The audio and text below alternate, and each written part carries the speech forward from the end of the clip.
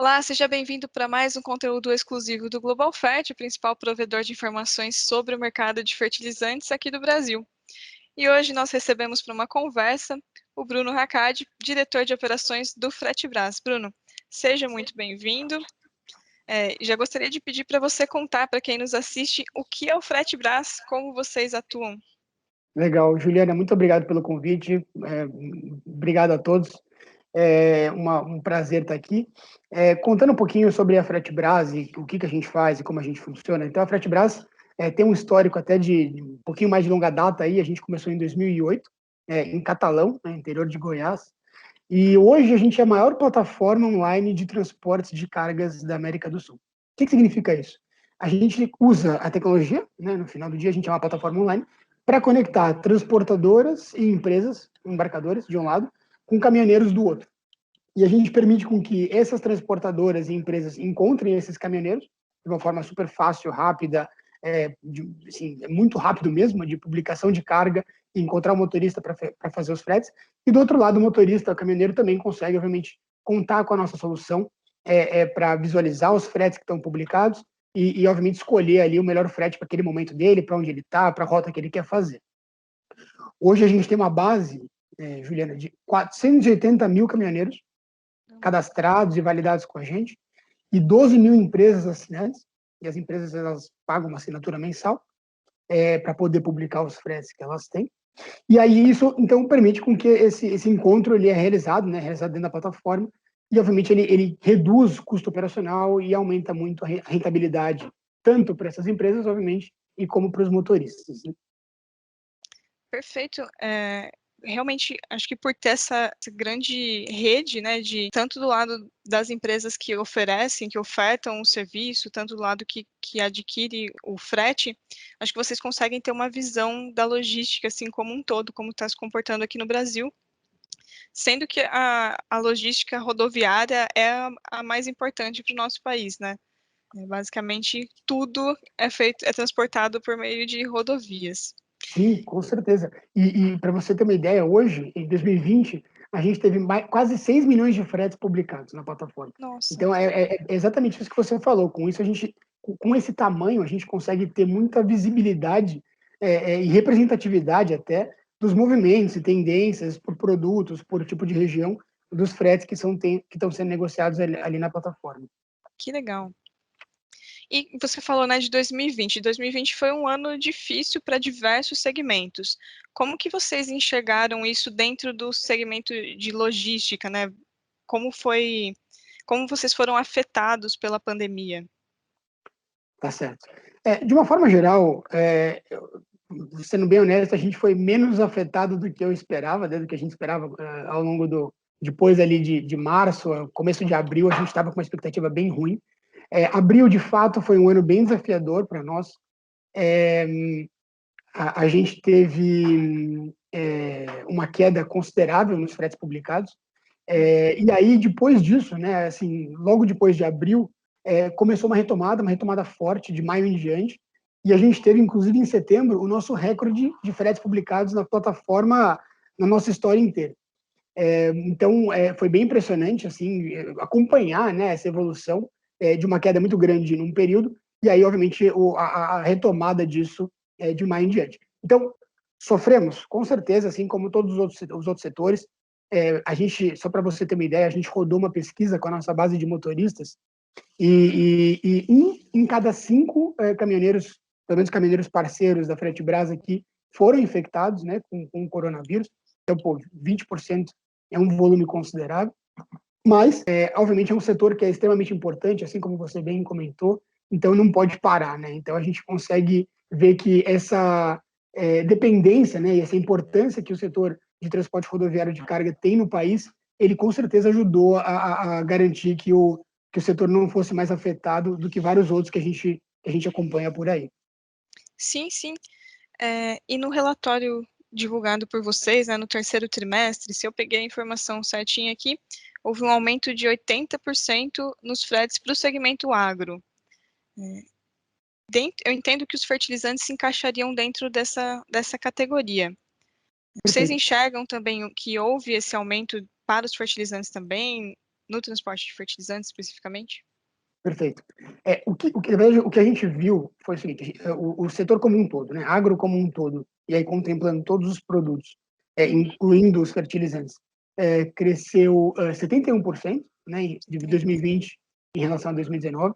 O terceiro trimestre, aí sim, que já é um trimestre de alta sazonalidade, né, por conta da safra, foi o que obviamente teve o maior crescimento. E o fertilizante, ele superou o agro como um todo.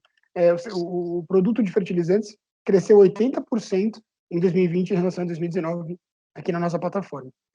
E acho que reflete muito isso, né, da importância que obviamente é um insumo básico ali, né, para a produção e para o plantio. Então, Uhum.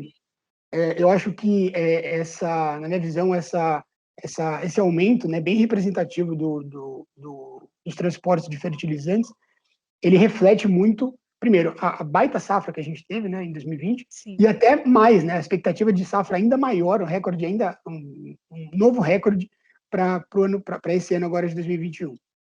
Então, acho que, como obviamente o fertilizante ele antecipa, né, a chegada dele é anterior, né, no plantio, para depois, obviamente, ter a colheita no ano seguinte.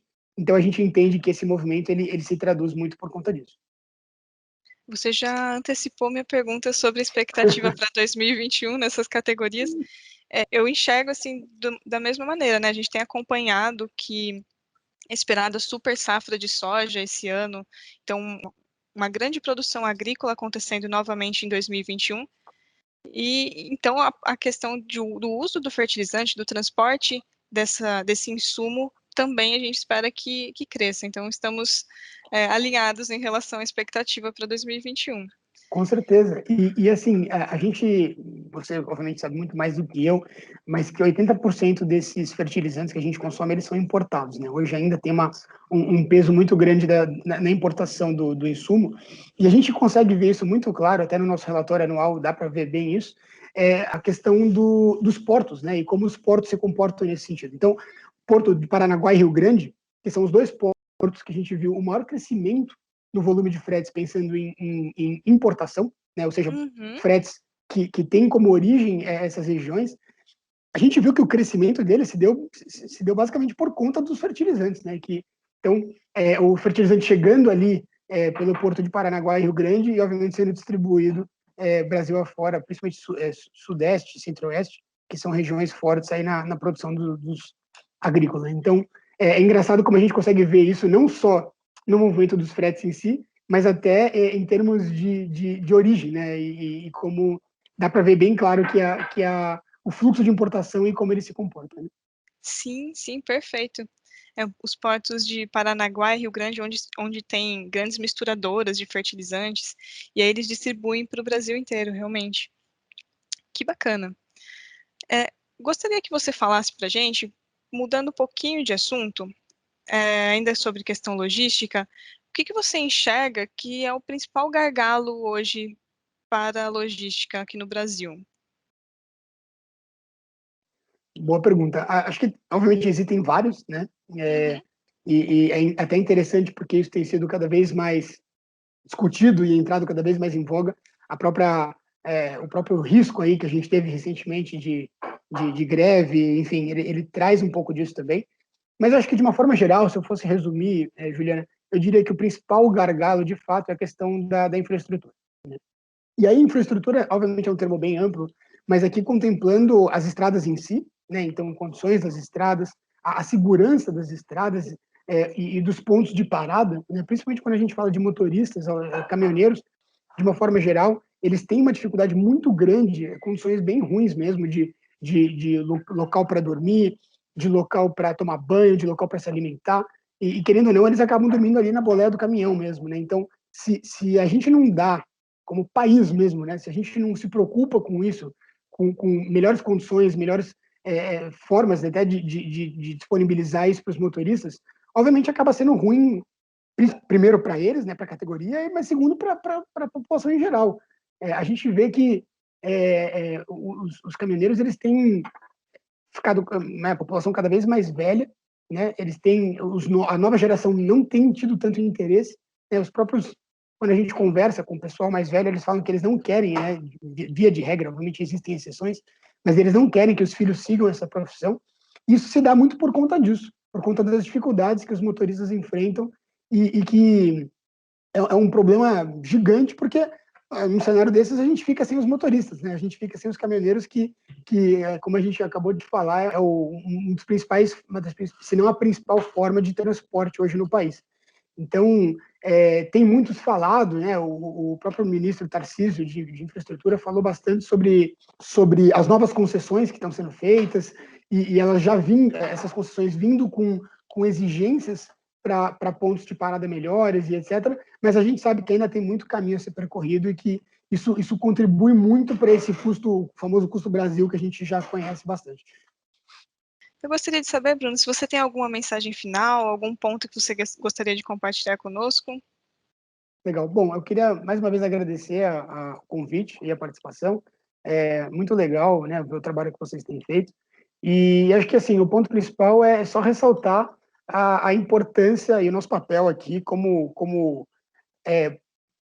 promovendo o desenvolvimento e a digitalização do setor. Né? A gente, como plataforma, e hoje, como eu falei, a maior plataforma de fretes aí do Brasil, a gente vê que a gente é quase um evangelizador, né, do uso e de mais uso de tecnologia no mercado de transportes de uma forma geral, e como isso contribui de fato para a redução de custo, e não estamos falando aqui da boca para fora, não, mas de fato reduz custo significativo. A gente sabe que o custo logístico é um dos principais custos ali para as empresas. Então, a gente tem visto resultados muito legais e cases muito importantes de clientes nossos que passaram a usar a plataforma para conseguir fazer a operação deles do ponto de vista de fretes rodoviários. Então, esses meus últimos 5 minutos aí. Bruno, fico muito agradecida por você ter separado um tempinho para conversar com a gente. Foi muito interessante entender a abrangência da Fretebras, o quanto o trabalho de vocês é importante e relevante nesse segmento. Eu agradeço você também que assistiu essa entrevista até o final. Não se esqueça de se inscrever na nossa newsletter e receber todas as informações sobre o mercado brasileiro de fertilizantes. Muito obrigada e até a próxima. Até a próxima.